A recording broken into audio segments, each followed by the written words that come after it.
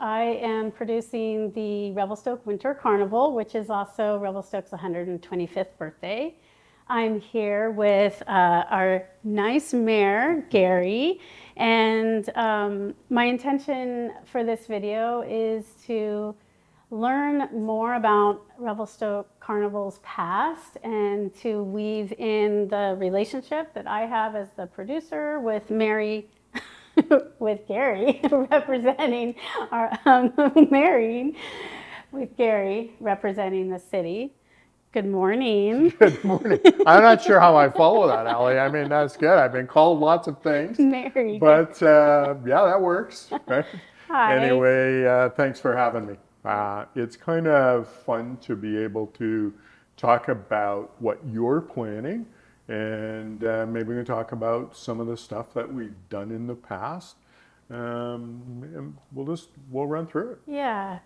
Tell me about tell me maybe about your first carnival experience, and if you have any historic knowledge about, like, I know that it was Winter Carnival, and then I believe it changed to Tournament of Champions. It's been called many things over the years. I remember it as Snowfest. I think, it doesn't matter what it was called. The idea of bringing people together midwinter to have some fun. Go back, historically, prior to the resort being what it is today, where we got lots of snow, and we didn't have the tourism that we had. People were still doing the same kind of work we're doing today. We had forestry, we had CPR, mining, all of those sorts of things as our, kind of our base employments. But you get to midwinter and it was like, when is this stuff going to melt? And so people would come along with ideas about what we can do. And I think historically it was about something that our community could come together, kind of saying, hey, let's have some fun. And then the ideas were kind of endless. What do we do? So we started out years ago with something simplistic is outhouse races, right? And you look at this and go like, how are you going to race an outhouse, right? So people would come up with different ways. There was tall ones, short ones, all kinds of things. And I don't recall exactly how many. I think 3 or 4 people would be pushing it. And one person had to ride, yeah. And God bless the guy that was inside or the lady that was inside, that sort of thing. And I think the key was the light. Make sure you have a light person inside. So you didn't put a guy my size inside. You tried to put a light person, or maybe they did put a person my size in there to kind of hold it down while you raced up the street. And those were kind of the fun events. And then we would have maybe a block of the older style snowmobiles would race, or do a tour with kids on them, or whatever the case may be. And so the whole focus of these sorts of things was kind of, I call it midwinter, but it was like by the time we get to March, it's like we want winter to be another month and we're done, right? But by the same token, that's kind of where we're at with that. Do you have, I mean, it feels like the outhouse race is a fond memory, but is there maybe another particular memory that you'd love to share? Well, we think in more recent times, the kids would have the rail jam downtown, that sort of thing. And I remember them lining up 2 or 3 old cars, piling snow, and they would jump the cars or slide over them and whatnot. And I remember going like, I sure as hell hope they don't find my car down there. But you think about those things, the idea of it. So we had most things downtown in the downtown core because we had the room and it drew people down. And so it was about just getting people together. And so for my memories, because I worked so much, I wasn't always present for a lot of the festivities. But the fact that doesn't change the fact that we didn't do things to keep people entertained. And so the community, those who were involved in building these events, did what they could to draw the community together.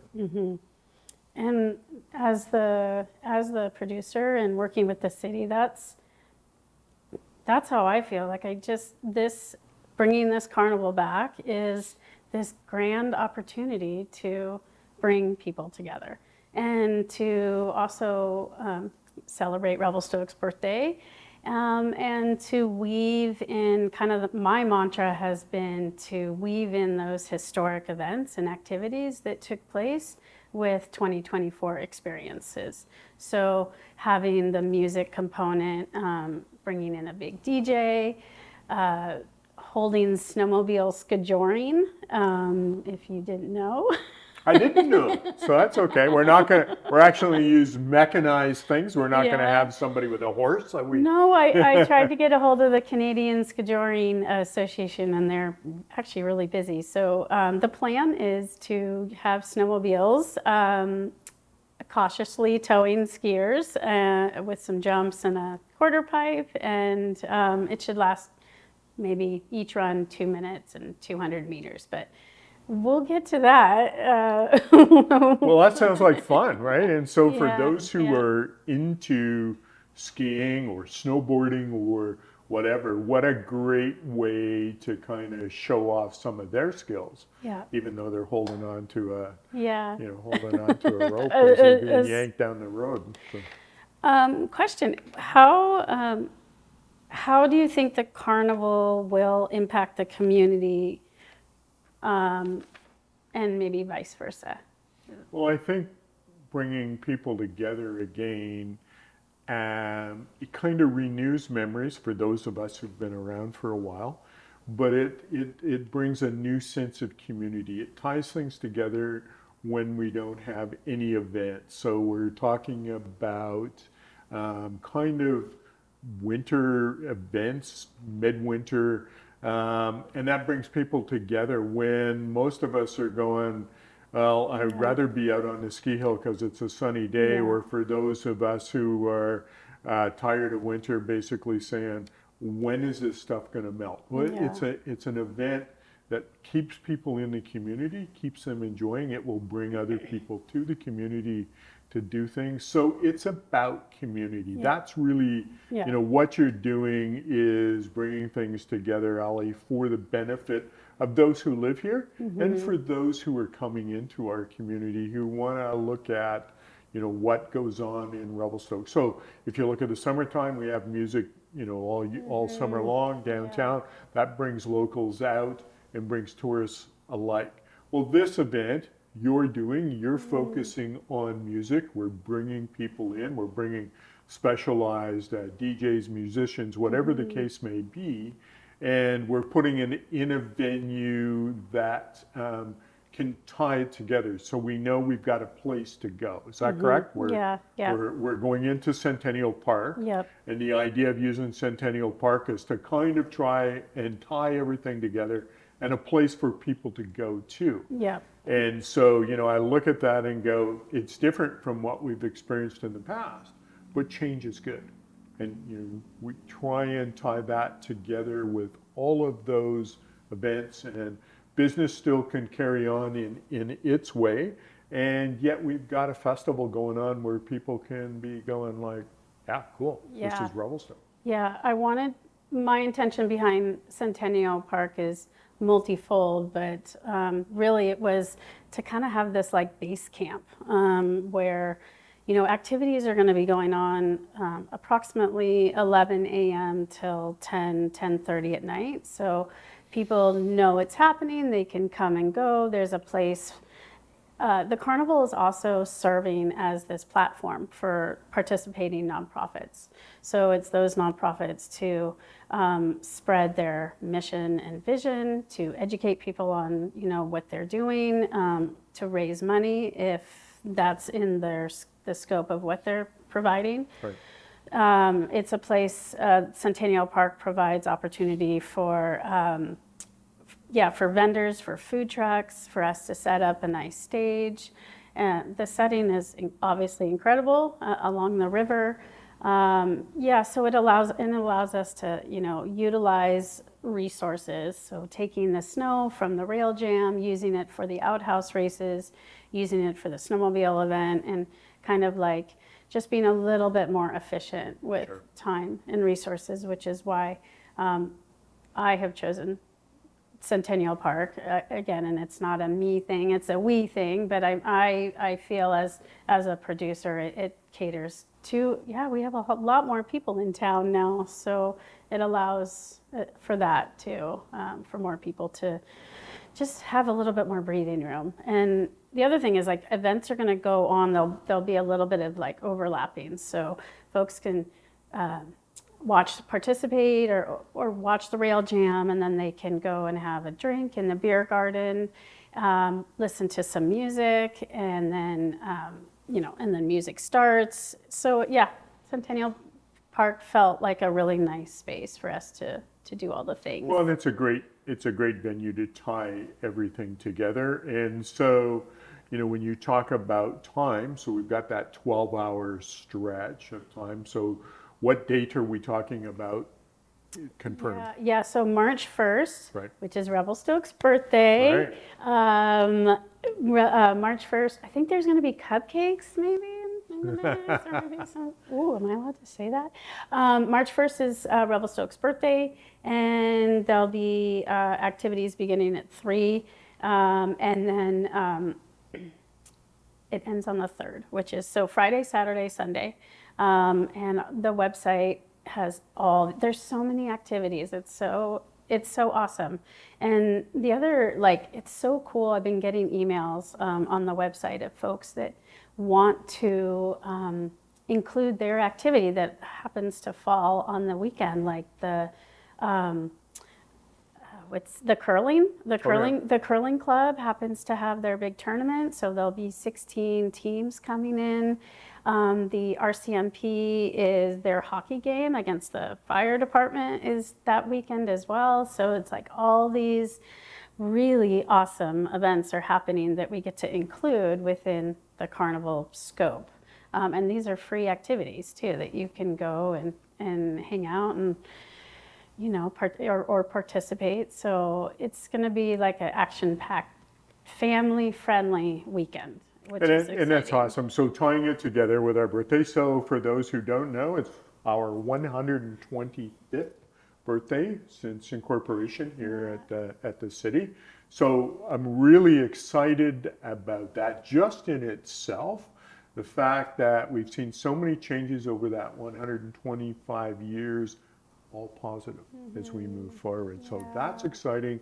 But to tie all of these things into a weekend event, so that's a great way that March 1st, so people, March 1st weekend, make sure you're here in Revelstoke, because that really will bring community together.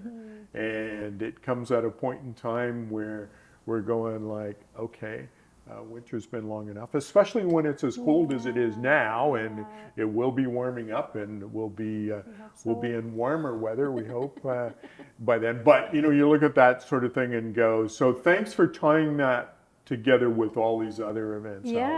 And having a focal point where it's about community. People are able to give their input, say, hey, we want to do this, or this, and be part of it. And for those who are really adventurous and want to get out a skill saw and a couple skis and build an outhouse and get going with that sort of thing, so you've got some fun events.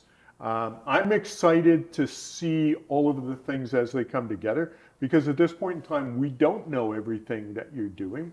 At least I don't. I think we're still in that transition point. It's about getting the word out. If you want to do certain things, we want to include that. Is that correct? Yeah, I'm really open as the producer. If you come to me with an idea, let's try to make it happen. As long as my insurance can handle it, and it's safe. This is about everybody. And the experience is for everybody. So if you're like, oh, I think this, I get actually Facebook messages often, like, can we do this? like, yeah, but I'll set you up. I'll do some heavy lifting. I'll give you the artwork. But, if someone wants to take an event on and take ownership of it, we will support you as best as possible. So we're looking for, we know this will be a family event. Yep. So we're looking for other family events that people may be interested in. So I don't know if we have anything for younger children, that sort of thing. So if somebody has some ideas, they can reach out to you. Is that my understanding? Yeah, please And do. then that way you can kind of guide them. We can include those sorts of things in this this whole thing. Yeah, exactly. Yeah. Yep. So why do you think, so my recollection is, that the last version of the Snowfest was Spirit Fest. And I believe I landed here in 2013 and there was the Spirit Fest. There was the Rail Jam in town. Why do you think there has not been a version of the Winter Carnival, Spirit Fest, Snowfest since then? Well, I think it takes so much effort. Right? You think about it, you know yourself now, you're only partway into it, and the amount of time and the effort and the number of people it takes to pull all of these things together. You can't just do this by yourself. It takes a group of people. And I think that's the big thing, is like people are going, yeah, I'd like to do that, but how do I get started? And so I think that's really the key, is like people don't know how to get it going. And then we look at it and say, well, unfortunately in this day and age, we have to have insurance to cover everything. So there's so many rules, and people go, well, that's going to take the fun out of it. It's not, but unless people are willing to look at that and say, how do I bridge that gap to make sure that we have got everything in place that we legally need to do this event? I think that's probably been the reasoning for not being able to get it together, and the fact that we need to think outside that traditional box of what we did before, because we have so many people in our community now. And so you're able to do that by saying, let's do Centennial Park. We've got a large park. It's not being used. Let's bring all of that sort of thing together. It's a change for those who've been around for a while. They'll go like, how's that going to work? But trust me, it just will. It'll be a great place to bring everything together. But getting back to your question, I think it takes a fair amount of work. And some people go like, in the middle of winter, how do we make this? And you're weather dependent upon all of these things. All the things. And I've had to really communicate that with so most activities, if not all activities, are run by a nonprofit in town. Right. And so then, for example, the Rail Jam, the Snowboard Association has taken that on. They do all the legwork, and then they will be taking on proceeds for the registration, which there are only going to be 50 spots. Let everybody know. Okay. And Stoke FM is taking on the outhouse races. Il Silhouette Greenbelt Society will be doing something. They'll be doing a historic bingo on the Greenbelt, and so much more. But I was going with that was that it takes like a village to make it happen. And so along those lines, do you have any words of wisdom for me? Well, I think the key here is you've already got the spirit in you, Allie. You're bringing things together because you're excited about it.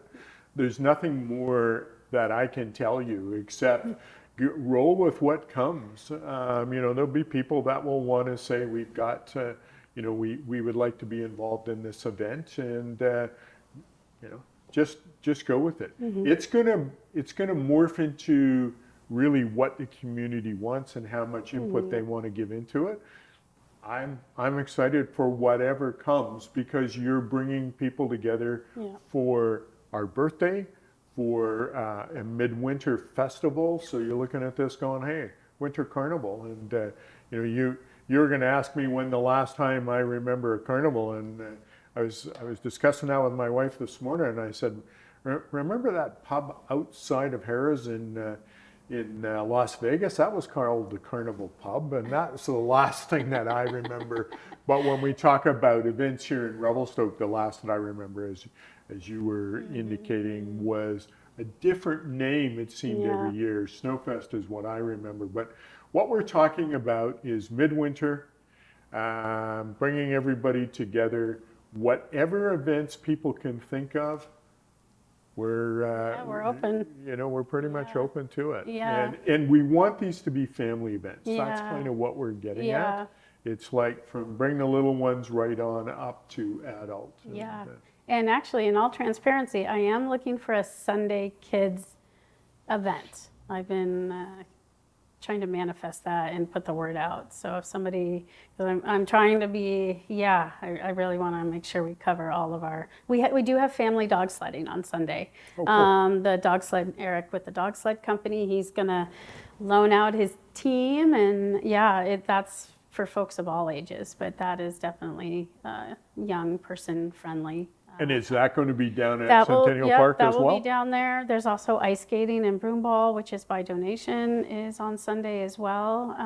There's a couple more. There's like Hillary is going to do a dance class, just a fun dance class for all ages. So I really encourage people to go to the website to see, because there's so many activities. And there will be a schedule of events that will be out in February and then at the event as well.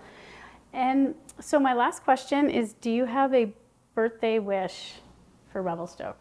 Oh, I think if we're going to say anything, it's like happy birthday, Revelstoke. We are a community of inclusion. I think when I look back to my family's history, my wife's family's history in the community, her grandparents came here from Italy back in the 1890s, and since then it's about bringing people to the community who want to be here, and so let's talk about that sort of thing. Is like, my wish is that we continue to be that group of people who are inclusive. When I walk down the street and I see the language or hear the languages from different countries, and I realize people they're either living here or they want to visit here, I'm a pretty happy guy. I'm working like that. So for that sort of thing, it's like, that's what Revelstoke's about. Yeah. Well, thank you so much for getting together with me and having this nice conversation. It means a lot to me to weave the relationship between myself and the city, and then that's only going to just set the tone for what I'm trying to create, and what I think we both want to bring this, the vibration we want to bring to this event is inclusivity, celebration, and just fun. Absolutely. Yeah. That's the biggest thing. So thanks so much. I Thank really you. appreciate the opportunity, Allie, to come and speak. And for those of you who are watching this, come on out March 1st weekend. We are going to have a blast. Thank you.